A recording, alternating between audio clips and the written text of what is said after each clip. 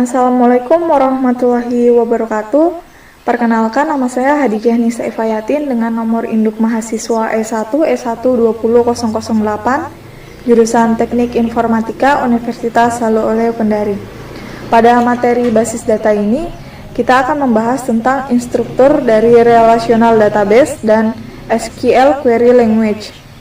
Nah, di sini kita akan masuk ke materinya. Yang pertama yaitu struktur dari relational database atau struktur of relational database. Di sini kita ada contoh dari relasi yaitu instruktur, di mana terdapat dua bagian di sini yaitu attributes dan tuples. Attributes ini merupakan kolom dari bagian relational instruktur.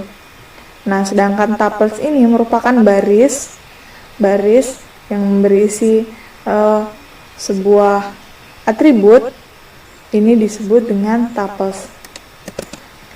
Kemudian dari relational schema and instance atau skema relasi dan instance, ini kita dapat melihat bagian-bagian dari skema, di mana A1, A2 sampai dengan A ke N merupakan atribut.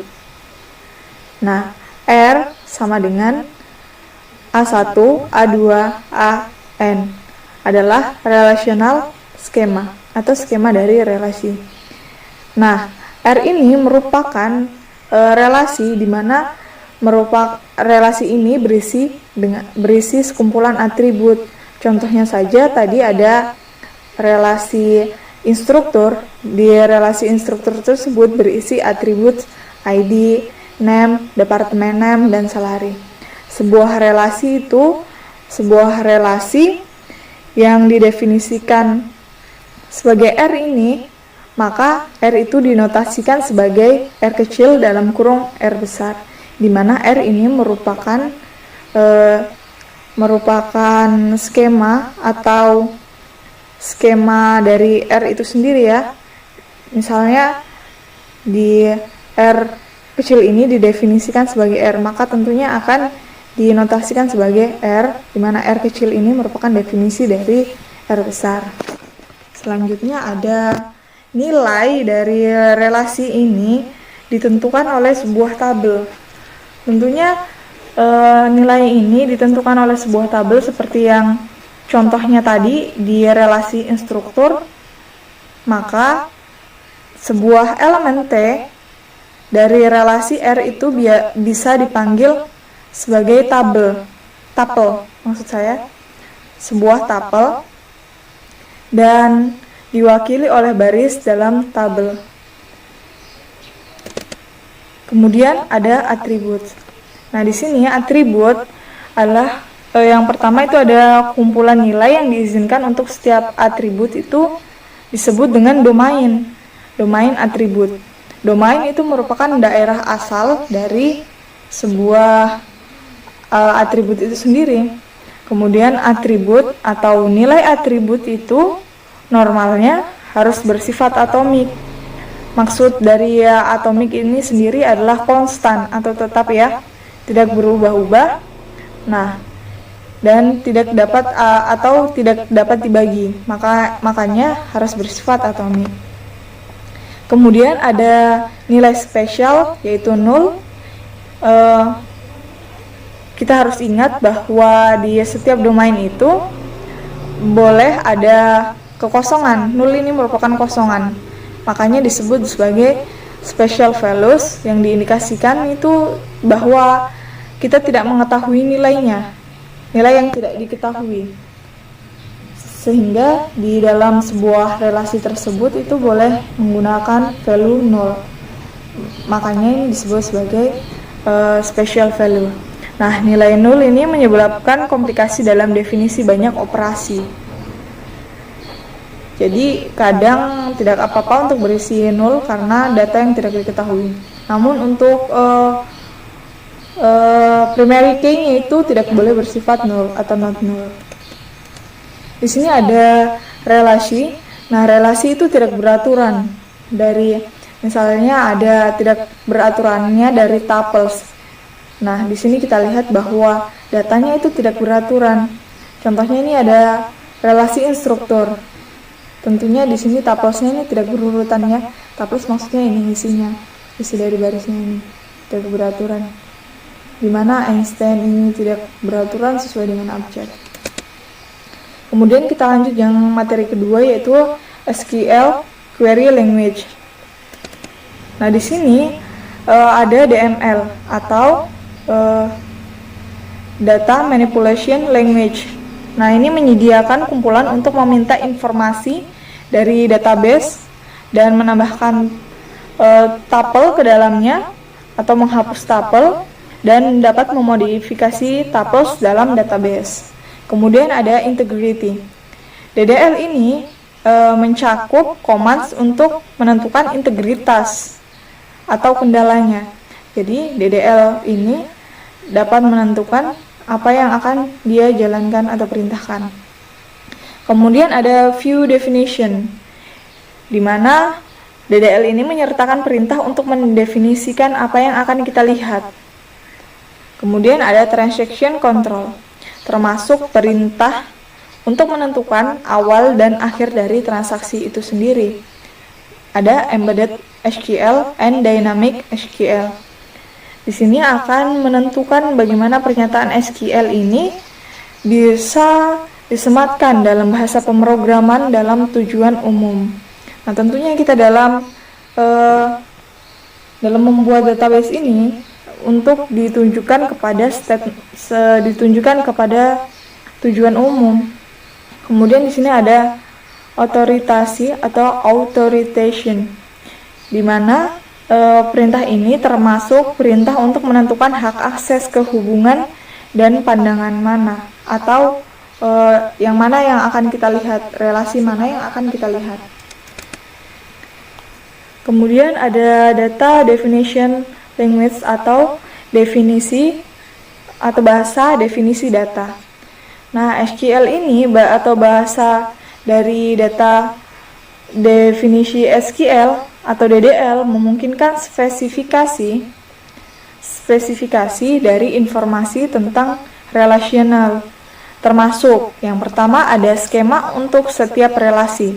Kemudian yang kedua adalah jenis nilai yang terkait dalam setiap atribut. Kemudian yang ketiga adalah batasan-batasan dari integritas itu. Yang ketiga ada kumpulan indeks yang akan diperintahkan untuk setiap relasi. Yang keempat, yang maksud saya ini yang keempat. Kemudian yang kelima adalah informasi keamanan dan otoritas itu untuk setiap relasi.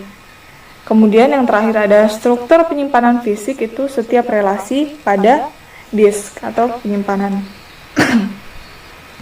Lanjutnya kita ke jenis domain dari SQL ini. Ada char, di mana char ini itu merupakan string karakter yang panjangnya itu tetap, yang panjangnya itu disesuaikan dengan atau ditentukan oleh pengguna sebanyak n. Kemudian ada varchar. Varchar ini merupakan string atau variabel juga, namun karakternya ini panjang dengan spesifikasi pengguna atau ditentukan pengguna dengan maksimum n kata. Kemudian ada integer. Nah, integer ini merupakan sebuah subset dari integer yang bergantung pada mesin atau dependent.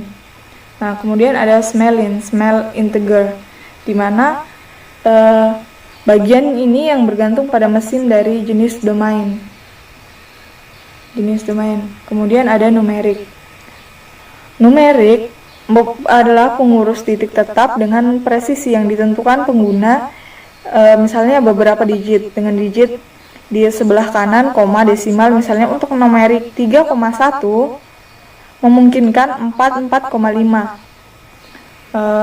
menjadi tapi tidak akan menjadi 444,5 atau 0,32. Kemudian di sini ada real double precision atau ini merupakan float point dan double precision dari float point itu sendiri dengan mesinnya ya, dengan mesin dependent precision. Untuk selanjutnya ada float. Nah, floating point number di sini digunakan untuk spesifikasi user. Presisi yang ditentukan pengguna setidaknya itu n digit. Float ini mirip-mirip dengan varchar atau varchar yang ditentukan pengguna dalam memasukkannya atau presisinya itu ditentukan oleh pengguna. Kemudian dalam membuat tabel konstruktor sebuah SQL, relasi SQL ini didapat didefinisikan atau dibuat dengan command create table. Di sini kita akan membuat sebuah tabel database tentunya dengan contoh yang ada diberikan ini. Di sini dimana R adalah nama dari relasinya. Jadi R merupakan nama relasinya. Jadi misalnya kita akan membuat sebuah relasi yang bernama ini create table instruktur, maka di sini adalah create table R merupakan nama relasi, kita ganti dengan instruktur karena kita akan membuat tabel instruktur. Kemudian AI is an attribute, berarti AI merupakan atribut nama dari skema relasi R itu sendiri. Kita akan masukkan atributnya, yaitu ada ID, name, department name, dan salary, di mana DI adalah data atau tipe data dari beberapa nilai yang merupakan domain dari atribut A, yaitu ini char 5, varchar 20, varchar 20, numerik 8,2. Nah, kita akan mencoba dulu membuat tabel instruktur. Baik teman-teman, saya akan coba untuk membuat tabel instruktur sesuai dengan contohnya ini. Kita akan buat menggunakan aplikasi SAM. Nah, di sini jangan lupa untuk menjalankan MySQL dan Apache-nya. Nah, Anda juga bisa menggunakan shell ini ya. Tapi saya akan menggunakan cmd atau command prompt. Nah, di sini ya teman-teman. Pertama yang kita lakukan itu login terlebih dahulu. cd, kemudian cd SAM, cd MySQL, kemudian cd bin. Nah, di sini kita masukkan MySQL urut p. Nah, di sini teman-teman bisa memasukkan password, namun saya tidak memasukkan password, jadi saya langsung saja. Nah, di sini saya telah membuat beberapa database, dan untuk memperlihatkannya atau menampilkan database, maka kita gunakan komen atau perintah show database. Nah, di sini ya. Di sini ada database kampus yang telah saya buat. Nah, di sini saya akan memperlihatkan tabel-tabel di dalam kampus dengan cara use campus. Nah, di sini jika sudah digunakan, maka show tables yang berada di show tables.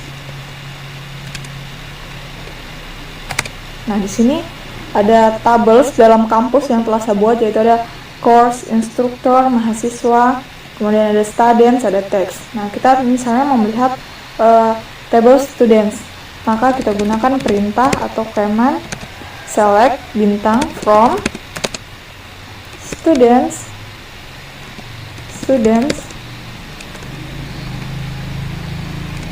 Nah, di sini Anda bisa lihat, di sini ada isinya. Di sini ada atribut-atributnya. Nah, saya akan memperlihatkan dan menampilkan cara membuat database sampai dengan membuat tabel ini. Nah, pertama kita keluar dulu. Saya akan memperlihatkan dari awal sekali. MySQL. Terus kita perlu login kembali. Nah, di sini kayak password. Show database. Nah, di sini kita akan membuat database yang tidak ada di sini. Kita akan membuat database universitas ya. Create dengan command create database universitas. Create database universitas. Nah, di sini jika query of one row extended, berarti database universitas ini sudah masuk ke kumpulan database-nya ini. Nah, misalnya kita lihat lagi ya, show database. Nah, di sini tadi tidak ada universitas, sekarang ada universitas. Kita gunakan use universitas. Use universitas. Nah, jika sudah database change ini, maka akan langsung ke database universitas. Setelah kita membuat database-nya, kita akan membuat tabelnya, yaitu dengan cara create tables instructor, sesuai dengan contohnya ya, instructor dengan ID itu char5, kemudian ada name varchar 20. Jangan kita lupa untuk ID itu sebagai primary key. Nah, kemudian name itu varchar 20. Selanjutnya ada department name. Sama juga varchar 20.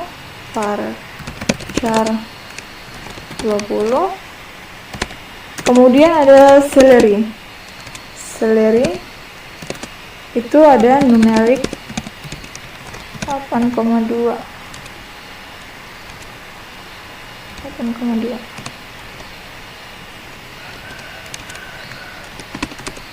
Nah, di sini sudah terbentuk query-nya. Kita untuk melihat atribut-atribut yang telah kita buat dalam tabel instruktur tersebut, kita bisa gunakan command prompt dash instruktur atau dash nama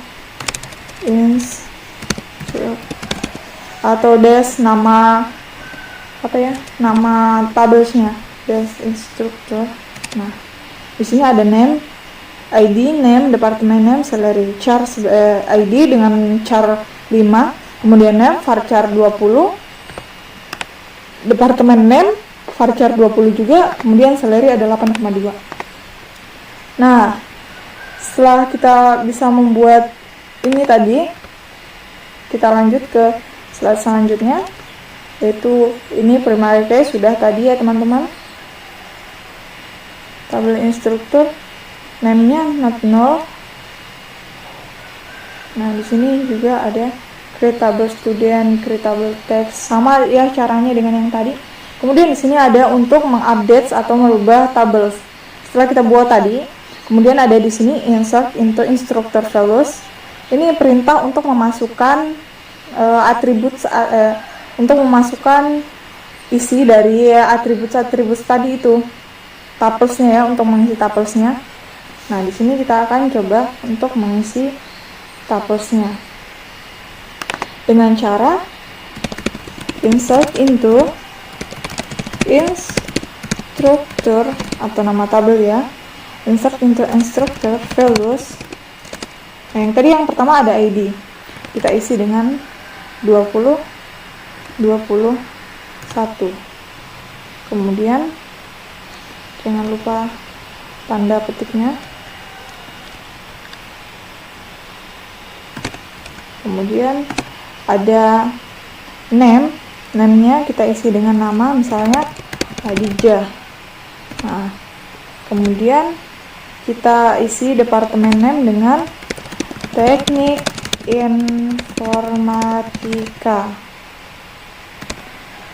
informatika. Kemudian jangan lupa ini tandanya, dan ada gaji atau salary-nya kita isi misalnya 66.000 ya.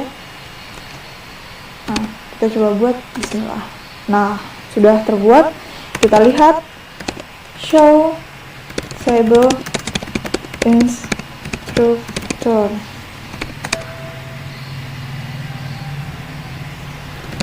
show. Oh, salah teman-teman, kita salah menggunakan komennya ya. Seharusnya kita gunakan select from instructor. Nah, di sini sudah ada ID 2020, name Hadijah, kemudian ada departemen name, teknik informatika, dan salary-nya adalah 66.000 rupiah. Nah, setelah kita buat ini, kita kemudian untuk remove atau menghapus semua tuples itu kita gunakan delete from. Misalnya kita akan menghapus tadi tables students atau tables instructor, maka kita gunakan delete from students. Kemudian selain delete, kita bisa menggunakan juga drop table. Nah, saya akan contohkan untuk kampus saja tadi ya, banyak tabelnya, maka kita beralih ke use campus. Nah, ini kita sudah berpindah ke kampus, show table. Nah, di sini misalnya kita akan menghapus tabel mahasiswa 1. Nah, drop, kita gunakan drop table mahasiswa 1. Oke, show database, show tables. Nah, di sini sudah tidak ada ya mahasiswa 1, maka kita gunakan drop tables. Nah, untuk delete-nya ini digunakan untuk remove tuples, sedangkan untuk drop table ini berarti untuk menghapus tabel. Kemudian di sini ada alter table R untuk menambahkan AD, atau di mana A merupakan nama dari sebuah atribut.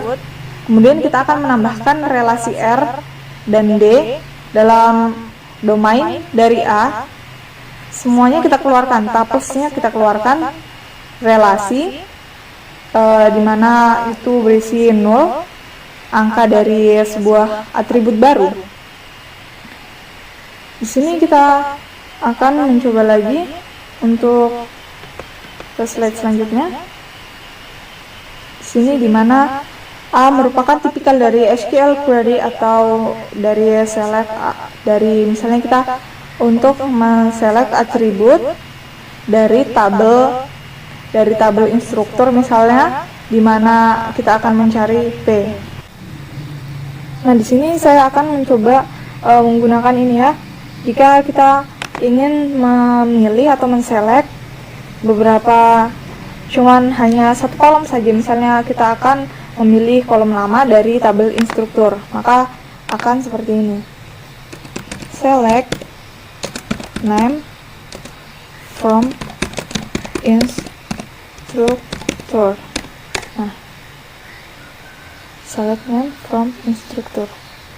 Oh, salah, bukan instruktur, karena kita akan melihat tabel students. Use student, select from students, select name from students. Nah, maka nama-namanya akan terlihat. Kan tadi di tabel student itu banyak ya ini, namun kita akan melihat name-nya. Kalau kita mau melihat ID-nya, maka kita tinggal saja select ID. Ingat bahwa MySQL itu sensitif akan huruf besar dan huruf kecil. Select ID from students. Nah, di sini maka akan ID saja yang terselect. Nah, setelah itu kita lanjut ke sama ini saja dengan yang tadi ya. Ini untuk men-select semua atribut seperti yang saya contohkan tadi, yaitu select from instructor. Nah, di sini tadi select from instructor atau select from student. Saya gunakan student dari tadi karena saya sudah membuatnya ini jadi lebih banyak variasinya, jadi kita gunakan students. Nah, di sini select from students, di sini akan keluar semua. Sedangkan untuk menseleksi ya, salah satu atributnya itu kita gunakan, misalnya ini kita akan ubah sebagai foo, misalnya ya, result type from clause. Nah, kemudian di sini ada atribut literal from clause, select A from instructor, maka A-nya akan keluar semua.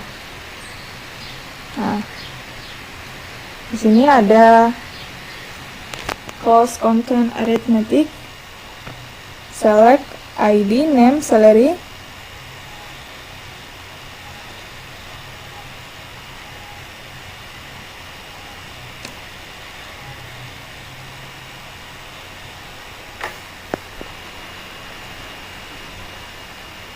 Klausa pemilihan dapat berisi ekspresi-ekspresi aritmatika yang menginovasikan operasi tambah, kurang, bintang, dan ini ya tanda garis ini, dan beroperasi pada konstanta atau atribut tuples. Nah, query-nya itu misalnya kita akan memilih ID, name, salary itu dari tabel instruktur. Nah, di sini kita akan mengembalikan sebuah relasi yang mana relasi tersebut sama dengan relasi instruktur. Hanya saja nilai dari atribut gaji ini itu akan dibagi 12. Nah, kita dapat mengubah nama gaji ini itu menjadi klausal menggunakan klausal as. Misalnya kita select ID, name, salary 12 as monthly salary. Nah, kita lanjut ke slide selanjutnya, di mana klausa ini menentukan kondisi yang harus dipenuhi oleh hasilnya sesuai dengan predikat pemilihan aljabar relasional. Untuk menemukan semua instruktur di COM-SCI departemen ini, yaitu select name from instructor where department name COM-SCI. Nah, kemudian ada yang ketiga, ada SQL itu memungkinkan pengguna penghubungan logis dan tidak. Nah, di sini ada operasi dari koneksi logika dapat berupa ekspresi yang menginversi operator perbandingan, di mana di sini ada kurang atau kurang sama dengan, lebih besar sama dengan, dan lebih besar atau lebih kecil. Nah, di sini untuk menemukan semua instruktur di COM-SCI departemen dengan gaji lebih dari 70.000, maka kita bisa menggunakan select name from instructor where department name sama dengan COM-SCI, dan gajinya itu lebih besar dari 70.000, maka akan keluar seperti ini.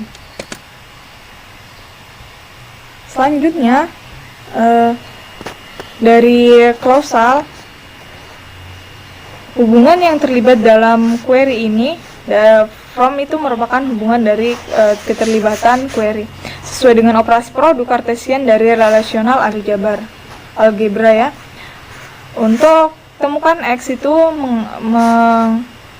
produk instruktur X teachers itu select from instruktur teachers. Ini akan menampilkan tabel instruktur dan teachers.